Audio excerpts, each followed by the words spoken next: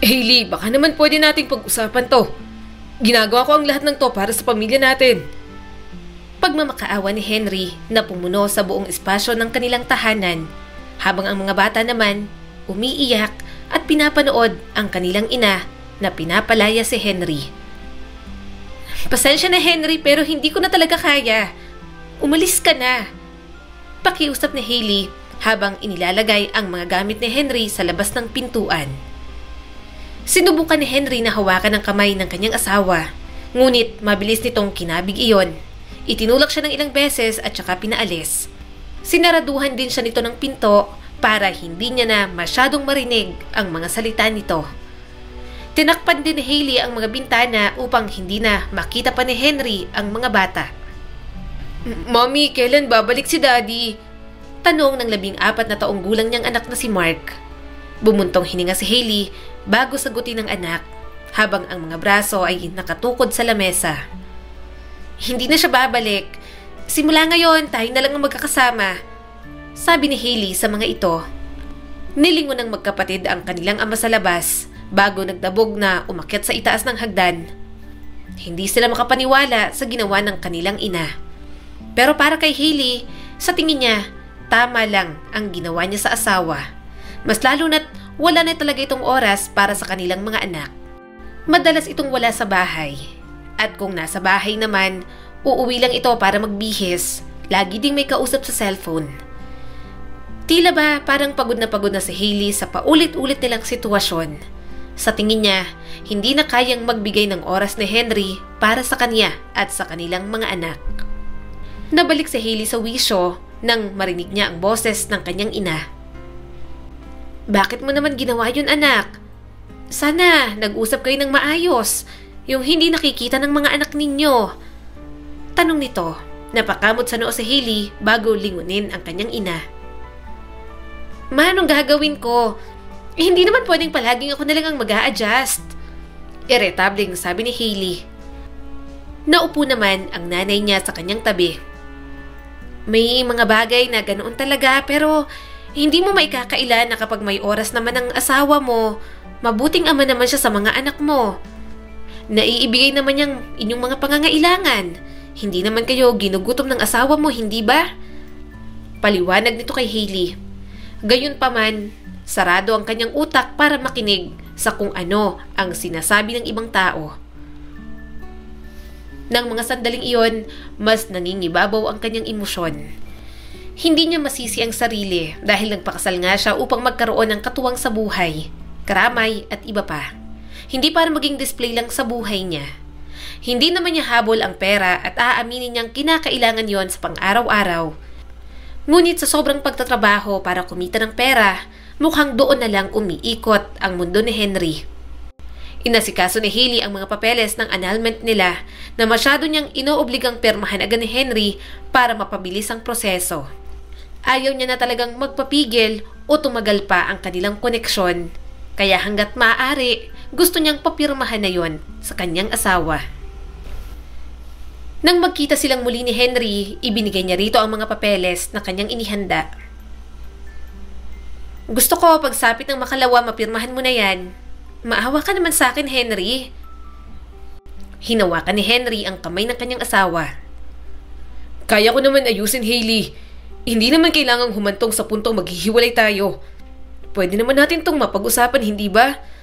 Alam mo naman na ginagawa kong pagtatrabaho ay para din naman sa atin. Para sa mga anak natin. Gusto kong mabigyan sila ng magandang kinabukasan. Ayokong maranasan nilang hirap ng buhay na naranasan ko noon. Nakikiusap na sabi ni Henry.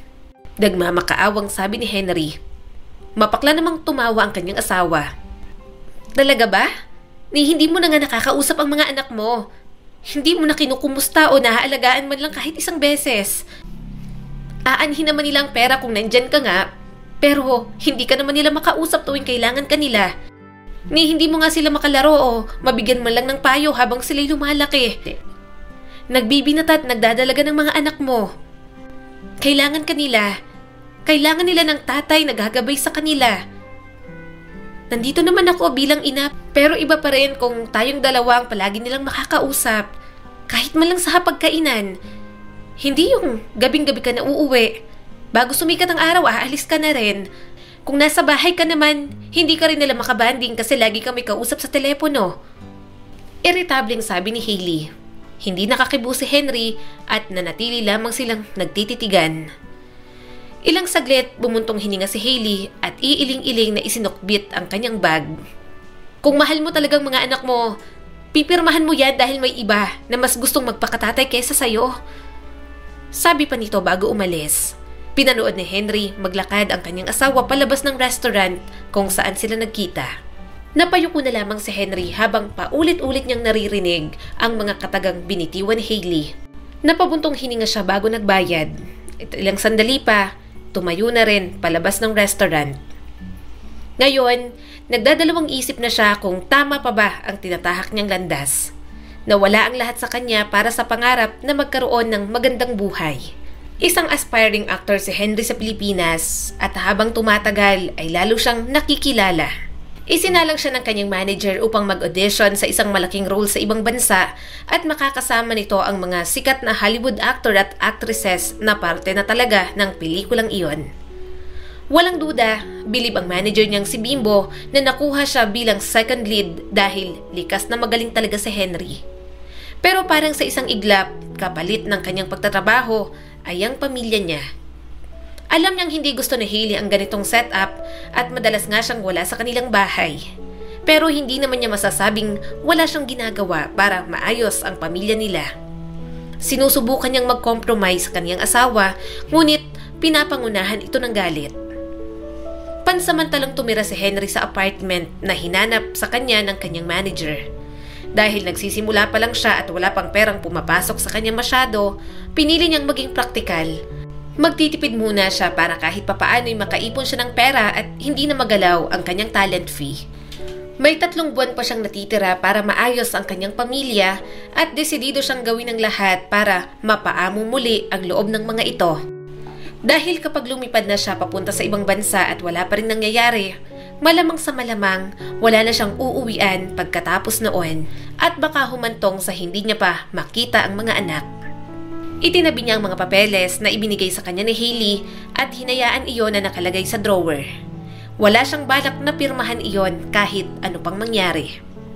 Habang nag-iisip ng paraan si Henry kung papaano sila magkakabalikan, si Hailey naman may panibagong lalaking dinadala at ipinapakilala sa kanyang ina at mga anak.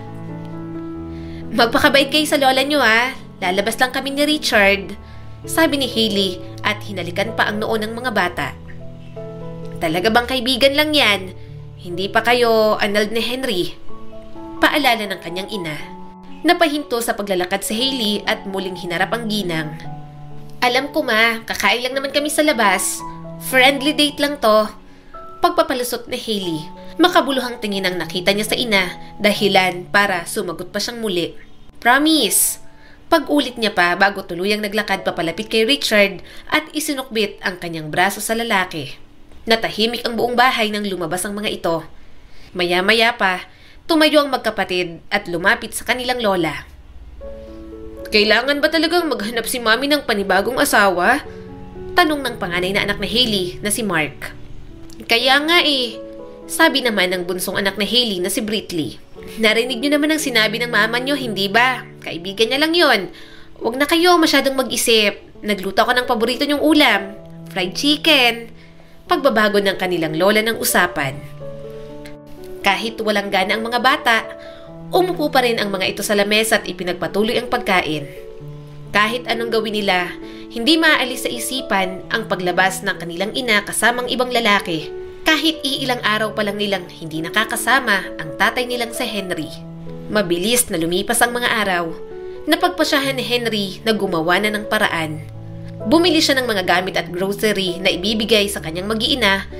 Subalit pagpunta niya, naroon si Richard, binabantayan at nakikipaglaro sa kanyang mga anak. Habang sa Hailey naman, nag-aayos ng sarili. "Hindi ka naman nagsabi, Henry, na pupunta ka pala. May number ko naman ikaw, hindi ba?" Sabi ng nanay ni Hailey na tinulungan siyang ipasok ang mga gamit at grocery na dala niya. Nagtama ang tingin nila ni Richard. "Richard, pare, Pakilala nito at inilahad pa ang kamay. Senyales na makikipagkamay ito sa kanya. Henry, asawa ni Hailey. Madiin na pagkakasabi ni Henry. Nawala ang ngiti ni Richard dahil sa kanyang narinig at mas lalong lumalim ang tinginan at paghawak nila sa isa't isa. Daddy! Nawala ang focus nilang dalawa nang marinig ang boses ng mga bata. Mabilis na tumakbo ang mga ito papalapit sa kinatatayuan ni Henry. Agad niya namang niyakap ang mga anak ng mahigpit. Uuwi ka na po ba dito? Asan po ang mga gamit nyo? Tulungan na po namin kayo. Sabi ng dalawang bata na tiningnan pa ang labas ng pinto at hinanap ang maleta niya. Umiling naman si Henry. Hindi anak. Andito lang si Daddy para mangumusta pero huwag kayong mag-alala. Gagawa ko ng paraan para magkasama ulit tayo sa bahay natin. Sabi ni Henry na tinitigan pa si Richard. Kita niyang nakasimangot ito. Hinayaan ng nanay ni Hailey na makapasok sa Henry at libangin ang mga anak upang makapag-usap ang mag-ina sa kabilang kwarto. Hindi ma, ayoko. Pauwin mo na yan. Wala siyang karapatan makita ang mga bata. Pagmamatigas ni Hailey, naupo naman ang ginang sa kanyang tabi. Hayaan mo muna siyang magstay dito.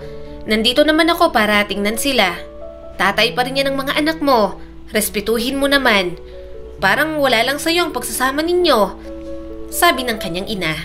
Natigil sa pag-aayos ng mukha si Hailey at naibaba ang hawak na lipstick. Man naman, nung panahon na may pagkakataon siyang magbigay ng oras para makasamang mga anak niya, hindi niya magawa. Kung nandito naman, wala sa focus. Tapos ngayong wala na't napuno na ako, tsaka naman siya nagkaroon ng oras para sa mga anak niya. Naiinis na sabi ni Hailey habang nakatingin sa kanyang ina. Hindi naman kasi kailangang mauwi sa hiwalayan agad anak. Dapat ninyong pag-usapan kung mayroon kayong problema, hindi yung ganito. Basta ka nalang makikipaghiwalay sa asawa mo nang hindi mo sinasabi ang iyong problema. Sasabihin mo lang kapag punong-puno ka na, tapos gusto mo, hiwalay agad. Hindi mo ba naisip kung anong mararamdaman ng mga anak ninyo? Gusto mo bang lumaki ang mga anak mo nang walang tatay? Gusto mong magaya sila sa'yo? Pero ma, magkaiba naman kami ng sitwasyon. Kaya nga nandyan si Richard eh. Nililigawan ako dahil nga mahal niya ako at hindi naman niya gagawing manligaw kung hindi siya handang tumayo bilang ama ng mga anak ko. Depensa ni Hailey, ngunit tumayo na ang kanyang ina. Lumabas kayo ni Richard kung gusto mo. Pero pamamahay niyo pa rin ito, Hailey. Wala kang magagawa kung gustong pumunta rito ng asawa mo. Conjugal property ito anak at mag-asawa pa rin kayo. Matapang na sabi ng kanyang ina.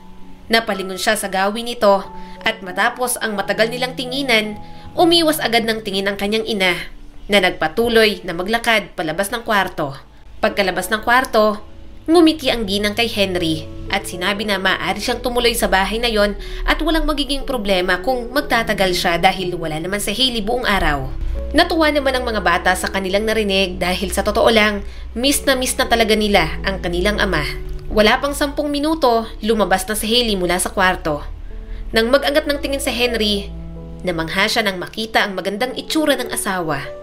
Sa katunayan, napatayo pa siya na parabang kinakabahan. Buong akala niya ilalapit sa kanya si Hailey para bumeso man lang, ngunit nawala ang ngiti niya nang lagpasan siya nito at humalik sa pisngi ni Richard. Pasensya ka na kung pinaghintay kita sabi ni Hailey at nakangiti pang humingi ng paumanhin dito. Hinaplos naman ni Richard ang mahabang buhok na Hailey bago ito hinawakan sa bewang. Ayos lang, alam ko namang ngayon ka lang nakakapag-ayos ng ganyan. May halong pagpaparinig na sabi ni Richard saka sinulyapan si Henry. Pinagmasdan ni Henry ang dalawa at kita niya naman ang tuwa sa pagitan ng mga ito. Napaiwas na lang siya ng tingin at nagkunwari na naglalaro kasama ang mga anak niya. Kahit ang nanay ni Hailey, nalulungkot nang makita ang naging reaksyon ng kanyang manugang. Tuluyan ang umalis ang dalawa para makapag-date. Nang mga oras na yon, parang isang malakas na sampal ang tumama sa mukha ni Henry. Napagtanto niya na kayang mabuhay at maging masaya ni Hailey nang wala siya.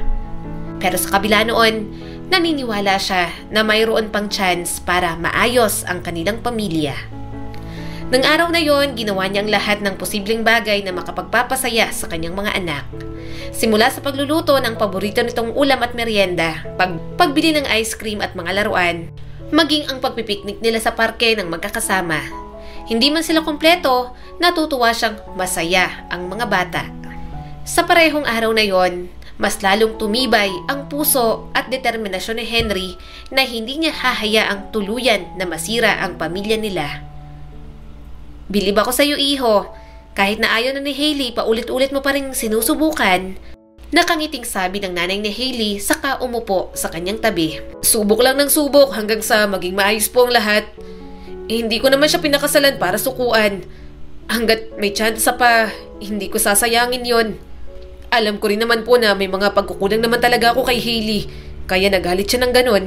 Hindi nga binigo ni Henry ang lahat ng tsansang pagtulong sa kanya ng nanay ni Hailey para laging makapunta sa bahay ng mga ito at makabawi sa mga oras at panahon na wala siya at hindi nasasamahan ang dalawang anak. Isang araw, umuwi si Hailey sa kanyang bahay ng sobrang tahimik. Walang katao-tao. Sinubukan niyang tawagin ang pangalan ng kanyang mga anak sa pagbabakasakali na magpakita ito sa kanya, ngunit wala talaga. Binuksan niyang mga ilaw at ibinagsak ang kanyang bag sa sofa bago higitin ang cellphone sa bulsa ng pantalon. Tinawagan niyang kanyang ina, ngunit wala itong sagot. Sinubukan niyang tumawag sa mga kakilala pero hindi rin niya makontak ang mga ito. Labis ang pagtataka ni Hailey. Napaupo siya sa sofa at malalim ang iniisip. Sumagi sa isipan niya na baka kinuha ni Henry ang mga anak nila. Nang tumayo siya para sana puntahan ng mga bata, saktong pagbukas niya ng pintuan, tumambad sa Henry kasama ang mga ito. Dali-dali niyang hinila ang mga bata mula kay Henry. "Bakit kasama mo sila? Nasaan si Mama?" Iritableng tanong ni Hailey sa kanya. Pinaakyat niya muna ang dalawang bata sa kwarto bago muling kinausap si Henry. "Ibinilin muna sila sa akin dahil may kailangan daw puntahan saglit si Mama. Kaya iginala ko muna sila. Ibinalik ko naman." Sinubukan ni Henry na maging kalmado para hindi na sila magtalo pa ni Hailey. Hindi mo pwede basta-bastang kunin ng mga bata. Dapat nga sinasabi mo muna sa akin bago ka sumang-ayon kay Mama. Huwag kang umarte na akala mo mabuti kang ama dahil nandito ka at pabalik-balik ng 2 buwan, samantalang sa ilang taon mo silang kasama, ni hindi ka makaisip na gawin ang ganyang bagay. Galit na sabi ni Hailey. Napabugan ng hangin si Henry bago nagsalita. "Sa pagkakaalam ko, anak ko din sila, Hailey. At saka, hindi ko pa naman pinipirmahan ng annulment kaya may karapatan pa din ako. Ama nila ako at kailangan nila ako." "Hindi ka na nila kailangan dahil hindi mo na sila makikita pa kahit anong mangyari. Dahil kapag nag-propose na sa akin si Richard, mas magugustuhan nila yon kaysa sa'yo." Natigilan pa si Hailey. Susundan na sana ng sagot ni Henry ang mga sinabi nito, ngunit agad na dinugtungan ni Hailey ang mga salita niya. "Kung ako sa'yo, pirmahan mo na lang ang mga papeles. Baka sakaling magkita pa rin kayo ng mga anak mo dahil required kang magbigay ng sustento sa kanila." May bahid ng pang-aasar na sabi pa ni Hailey. Hindi niya na hinintay pang sumagot si Henry at agad na sinaraduhan ng pinto ang asawa. Napakuyom na lang ang palad ni Henry, pero wala naman siyang magawa. Tama naman si Hailey. Noong mga panahon na kasama niyang kanyang mga anak, hindi niya ito nabibigyang pansin dahil abala siya sa trabaho. Nang mga sandaling yon, napagpasyahan niya na lang na bumalik sa kanyang apartment. Naisip niya na kahit kailan, hindi siya pinakitunguhan ng ganoon ni Hailey. Malamang ay sumobra na talaga ang galit nito sa kanya, kaya ganoon na lamang ang mga sinabi nito. Mabait naman ang kanyang asawa, siguro'y talagang napuno na sa kanya. Pero kahit anong mangyari, hanggat hindi pa siya nakakaalis papunta sa ibang bansa, gusto niyang maayos ang lahat. Humingi siya ng tulong sa mga kamag-anak, pati na rin sa nanay ni Hailey para ipaghanda ito ng birthday party at sorpresahin na rin. Sinigurado niyang maayos ang lahat at wala siyang nakakalimutan. "Talagang gagawin mo ang lahat para lang magkabalikan kayo ng asawa mo, ah." Narinig niyang sabi ng pinsan ni Hailey. Ngumiti naman si Henry at tumango habang tinitingnan ang buong lugar. "Gusto ko talagang bumawi. Gusto kong maramdaman nila na hanggat may pag-asa, hindi ako susuko. Wala naman kasi akong ibang iniisip kung hindi sila, kaya hindi ko malaman sa anong paraan ako naging makasarili. Pero siguro talagang nawalan ako ng oras para sa kanila dahil abala ko lagi sa trabaho. Ang nasa isip ko lang naman kasi, para yun sa kinabukasan ng mga bata. Ang mabigyan sila ng maayos na buhay para hindi nila maranasan ng isang kahig-isang tuka tulad ko noon." Sabi pa ni Henry. Nabalitaan ko may bago na siyang boyfriend. Anong masasabi mo tungkol doon? Tanong pa ng pinsan ni Hailey. Bumuntong hininga muna si Henry bago sumagot. Kung ayaw niya talaga, ano pa nga bang magagawa ko? Ang importante, sinubukan ko pa rin naman. Gusto kong magkabalikan kami ni Hailey dahil mahal na mahal ko siya. Pati na rin ang mga anak namin. 3 araw na lamang at gaganapin na ang birthday ni Hailey. Nilagay niyang lahat ng bagay na importante para sa kanyang asawa upang matandaan nito kung gaano sila nagmamahalan noon. Ngunit tila hindi talaga sumasang-ayon ang panahon sa kanyang mga plano. Sa mismong araw ng kaarawan ni Hailey, handa na si Henry para pumunta sa venue. Ngunit pagbukas niya ng pinto, tumambad sa kanya si Hailey na halatang kakatok pa lang. Hailey? Nauutal na sabi ni Henry. Hindi nagsalita ang asawa niya at diretsyong pumasok sa kanyang apartment na para bang may importanteng hinahanap. Ano bang nangyayari sa'yo? Anong hinahanap mo dito sa apartment ko? Tanong ni Henry. Huminto naman si Hailey at lumingon sa kanya. Nasaan ang mga bata? Ilang beses ko bang uulitin sa'yo na hindi mo sila pwedeng kunin nang wala kang sinasabi sa akin? Gano'n na ba kakulit yung kokote mo? Galit na bulyaw sa kanya ni Hailey. Pero napakunot ang noo ni Henry. Wala akong batang kinukuha. Hindi mo nga sila pinapakausap sa akin. Pinauwi mo nga ng kabilang subdivision ng nanay mo dahil gusto mong kayo-kayo lang, di ba? Bakit sa akin mo hinahanap? Nagtatakang sabi ni Henry. Napalunok sa Hailey dahil tama lahat ng sinabi nito. Ginawa niya ang lahat para sila na lang ng mga bata ang nasa bahay. Alam niya rin kasi na kinukuntsaba ni Henry ang kanyang ina. Oo nga, kaso sabi ng babysitter, umiihi lang siya tapos paglabas niya wala na yung mga bata. Alam kong teenager na sila kaya buong akala ko nandito sila at pumunta sa'yo. Akala ko tinakasan lang nila yung kanilang yaya. Nag-aalala ang boses ni Hailey habang sinasambit ang mga salitang yon. Tumawag ka na ba sa nanay mo o sa mga kaibigan ng magulang nila? Sa iba mong kakilala natawagan mo ba? Sunod-sunod na tanong ni Henry. Tumango naman si Hailey at namumuo na ang luha sa mga mata. Iginiya ni Henry ang kanyang asawa papunta sa kabisera. Ilang saglit ay siya naman ang nagsalita. Tinawagan mo na bang mga pulis? Baling niya kay Hailey. Nakita niyang pag-iling nito kaya tumango siya at hinigit ang cellphone para tawagan ng mga pulis. Tahimik lang na tinititigan ni Hailey ang kanyang asawa habang naghihintay na may sumagot mula sa kabilang linya. Nagkatitigan pa sila habang kausap ni Henry ang mga pulis. Labis na sinisisi ni Hailey ang kanyang sarili dahil sa pagkawala ng kanyang mga anak. Kung sana lang ay nakinig siya sa kanyang damdamin na huwag ipagkatiwala ang mga anak sa babysitter, sana naiwasan na mawala ang mga ito. Anong ibig niyong sabihin? Hailey, ilang oras na bang nawawala ang dalawa? Baling sa kanya ni Henry. Nauutal naman siyang sumagot. Magtatatlong oras na? Sumisikip ang dibdib ni Hailey habang iniisip pa lang kung nasaan ang mga ito. Ilang sandali pa, halata ang pagkadismayado ni Henry. Talagang hihintayin niyo pang 24 hours? Papaano kung may masamang nangyari na sa mga anak ko? Galit na sabi nito kaya mabilis na lumapit si Hailey at hinaplos ang braso ng asawa upang pakalmahin. Ibinaba ni Henry ang cellphone nang mapagtanto na hindi talaga sila tutulungan ng mga pulis at tanging sarili lang nila ang maaasahan na maghanap sa kanilang mga anak.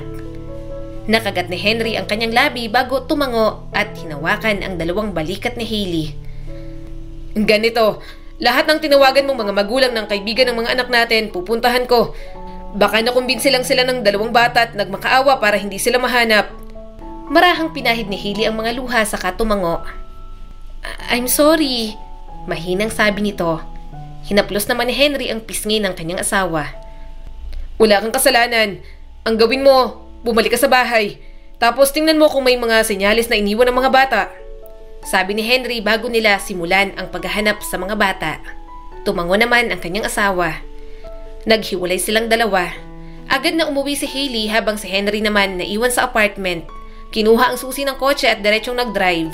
Mabuti na lang talaga, kilala niya ang kaibigan ng kanyang mga anak at alam niya kung saan ang mga bahay ng mga ito. Isa-isa niyang pinuntahan ang bahay ng mga ito pero wala talagang balita. Ang iba hinayaan siyang maglibot sa buong bahay upang hanapin ang mga bata pero wala talaga. Nagpasalamat naman siya sa mga ito at humingi na rin ng pasensya. Si Hailey naman marahang nagmamaneho at pinagmamasdan ang bawat bata na kanyang nakikita sa kalye. Sa patuloy na paghahanap ni Hailey sa mga bata, napadpad siya sa isang parke kung saan sila madalas mag-picnic noon. At sa hindi sinasadyang pangyayari, nakita niya si Richard nakikipaglandian sa kanyang babysitter. Nawala lang ako. Ganito na kayo kung umasta? May halong galit at disappointment ang boses ni Hailey. Naghiwalay naman sa pagkakahawak ang kamay ng dalawa. Dali-daling lumapit sa kanya si Richard. Nag-uusap lang kami tungkol sa mga bata. Walang mali siya yon. Paliwanag na Richard, ngunit inalis ni Hailey ang pagkakahawak nito sa kanya.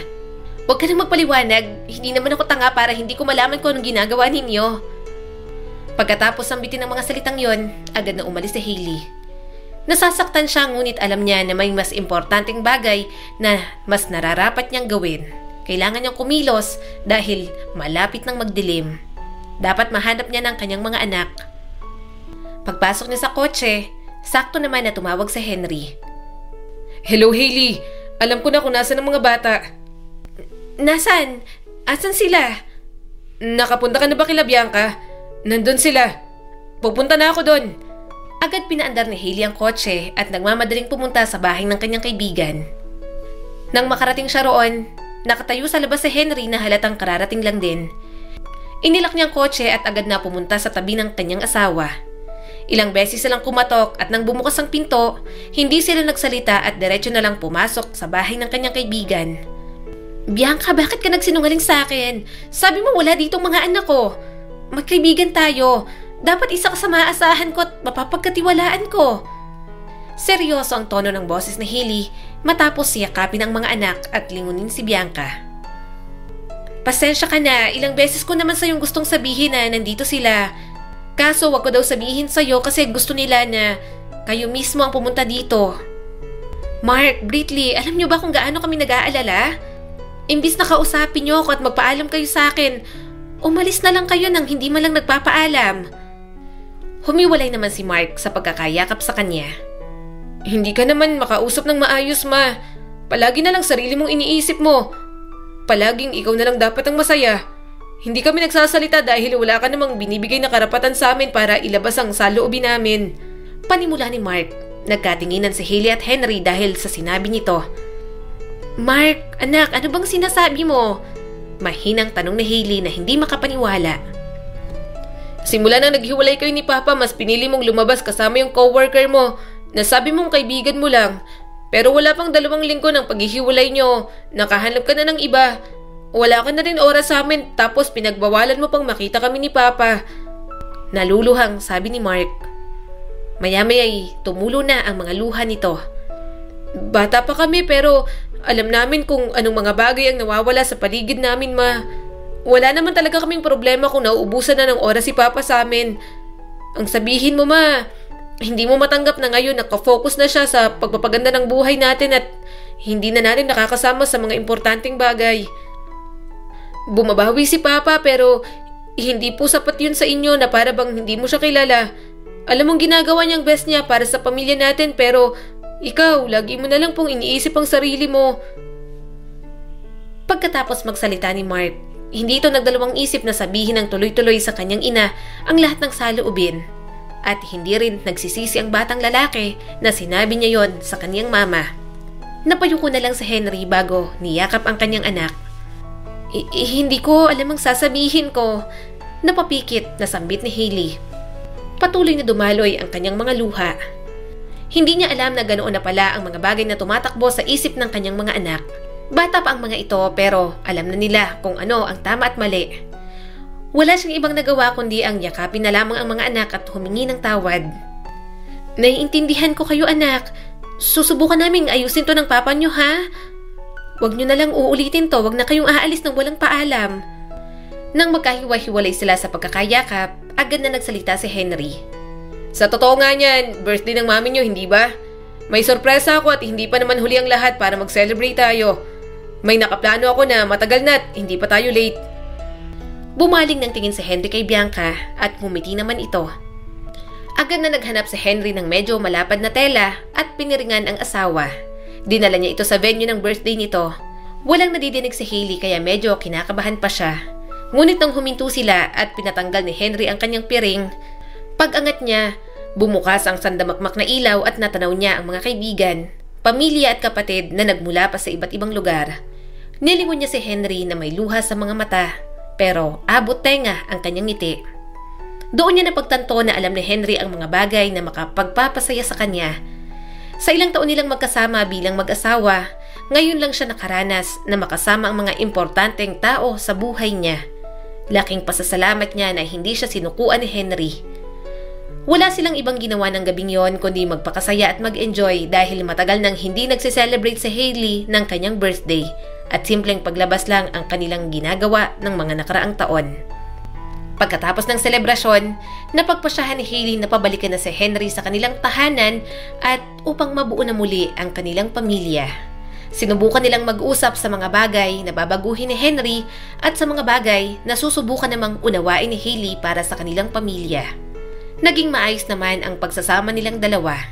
Walang pagkukulang na nararamdaman sa Hailey at mas natutuwa pa nga siya dahil gumagawa na ng pag-a-adjust si Henry para sa kanila. Ganoon din naman ang ginagawa niya. Hanggat maaari, inuunawa niya ang kanyang asawa. Lalo na't lahat naman ang ginagawa nito ay para sa kanila. Nang dumating ang araw na kailangan nang umalis ni Henry papunta sa ibang bansa, nalulungkot siya na baka magkulang siya muli sa kanyang asawa at mga anak. Hinatid siya ng mga ito sa airport at nagstay sila hanggat hindi pa boarding. Meron ding outing sa pamilya sina Hailey kaya may dala silang mga gamit. Dahil lilipad din papunta sa Palawan ang mga ito, kaya nasa iisa silang airport. Habang naghihintay, hinawakan ni Hailey ang kamay ni Henry. "Bago ka umalis, may sorpresa ako sa'yo."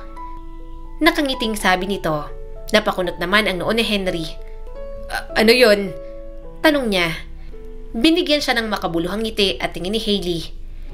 Inutusan niya si Henry na ipikit ang mga mata nito bago kunin sa kanyang bulsa ang ilang peraso ng papel at ilagay ito sa palad ng asawa. Nang buksan ni Henry ang mga mata, nagtataka siya kung bakit nasa kanyang mga tikit nito. Pero nang mabasa niya ang mga detalyeng nakasulat doon, napaluha siya dahil papunta rin yon sa bansa na kanyang pupuntahan. "Sasama kami sa'yo," masiglang sabi ni Hailey. Niyakap agad siya ni Henry at tuwang-tuwa. Tinatanong kung totoo ba ang lahat ng yon. Pero walang ibang sinabi si Hailey kundi oo. Gusto niyang masaksihan at suportahan ang lalaking nagbigay sa kanya ng dahilan para subukan pa uli ang pagmamahalan nilang dalawa. Habang naghihintay silang lumipad ang eroplano, nadidinig nila ang mahinang pag-aaway ng dalawang magkasintahan sa kabilang upuan. "Sinabi ko naman sa'yo ayaw ko, hindi ba? Hindi kami okay ng mama mo." Galit na sabi ng babae. Bumuntong hininga naman ang nobyo nito. "Ngayon lang siya makakasama ng anak natin. Pwede bang pag-usapan na lang natin to?" Sagot naman ng lalaki. Nagkatinginan si Henry at Hailey na medyo natawa ng kaunti dahil nabalik ang mga alaala ng mga panahong nag-aaway silang dalawa. Alam ni Henry at Hailey na marami na silang pinagdaanan sa kanilang relasyon at marami pang pagsubok ang darating sa kanila bilang mag-asawa. Pero sa puntong yon, alam din nila na magkasama nilang haharapin ang lahat ng yon. Muli, ito po si Skylar Guro at sana nagustuhan nyo ang kwento natin ngayon. Maraming salamat po.